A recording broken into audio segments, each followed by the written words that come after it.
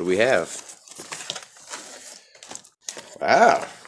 Okay, we got 1, 2, 3, 4, 6 magazines. Let's open these bad boys up. Got a very generous over insertion tab here, so it doesn't go too far up into your lower. And then a reinforced latch area. It's got 2 of these. So if you're not familiar with IMI, they're made in Israel. Groundbreaking tactical parts and accessories for AR-15, M16, AK-47, AK-74, and other weapons platforms are the hallmarks of IMI Defense line of products. Here's their email address and their website. Wow, that is a crazy stiff magazine.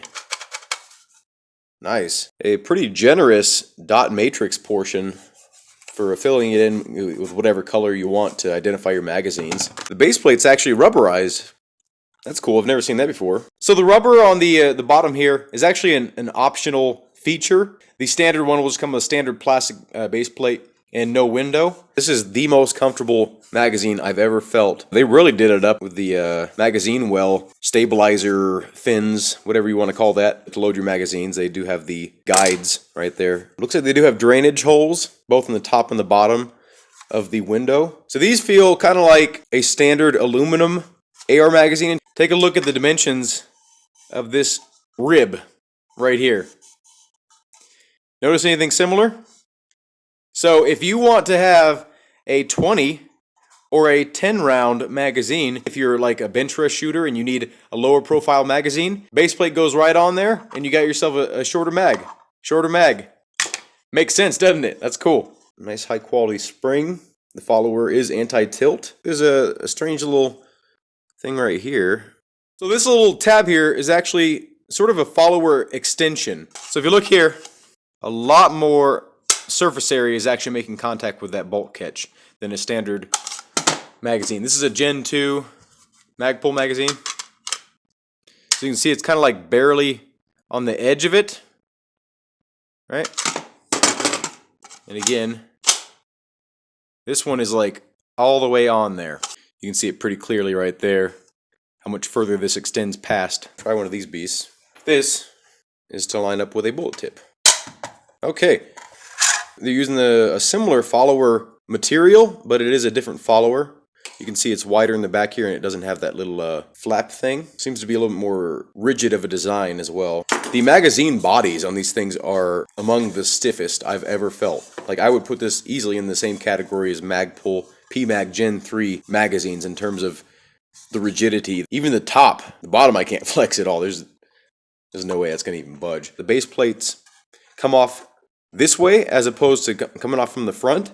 And what this does is when you use your magazine as a monopod, you're not getting a bunch of dirt in your magazine from having it be exposed right here. You're on the heel and you're actually pushing this closed when you're using your magazine as a monopod. For those of you that are familiar with this channel, I don't shoot the standard 5.56 or 223 rounds, which is what these are intended for. But the real test for me, and why I'm on such a quest to try to, find the perfect 300 blackout magazine, is because not every magazine runs it the best, right? Like, it'll be decent or it'll be okay. I've only found a couple magazines that truly run 300 blackout like it was made to run it, you know what I'm saying? These are ribs that I have modified to allow for better feeding of whatever projectiles or whatever I choose to reload. They're actually more pronounced than the stock IMI Defense ribs. Let's get some ammunition and we will see how they load and how smoothly it is, how hard it is to load them. Let's do it. Okay, so first we're going to load up this guy here. These are my own reloads. Nice and snappy. 10. I don't feel any resistance yet. 15. Now most magazines that don't like 300 blackout will usually be hard to load at this point. So it's already gone past that. So now we're going to continue loading it with this. 20. Still feels smooth. 30. Okay, the feed lips aren't stretching. Let's see if we can shake a round out.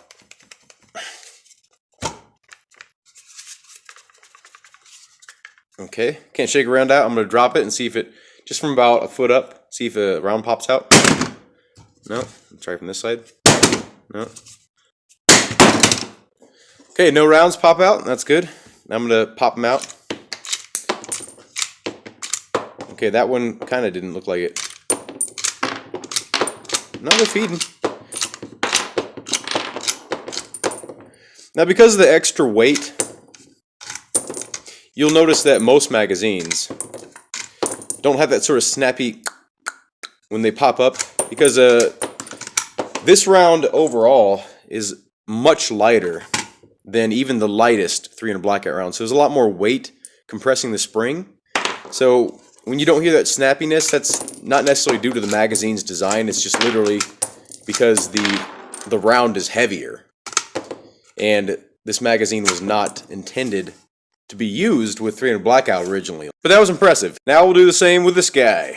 Start off with the VMAX.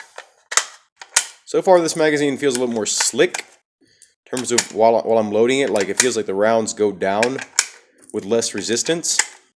Again, this would be the point where rounds start to get difficult to load. Let's see what happens. Seems like it's gonna go fine. Shake a round out.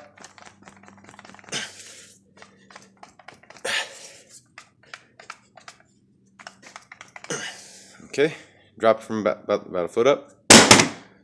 Nothing. Yep, almost at the floor. Nothing.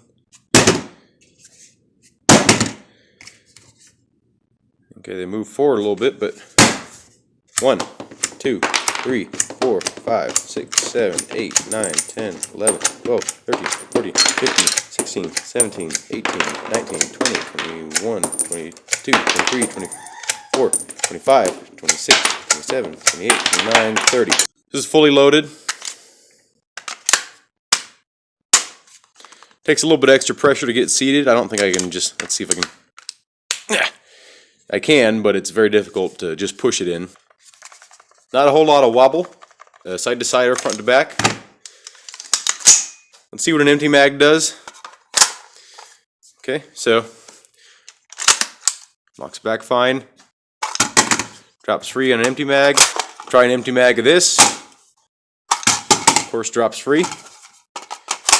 Make sure and let IMI know that you are interested in purchasing these magazines for 300 blackout. If you're interested in IMI Defense magazines or any of their products, the link will be in the description below. Have a good day. Thank you for watching and hope to see you in a future video.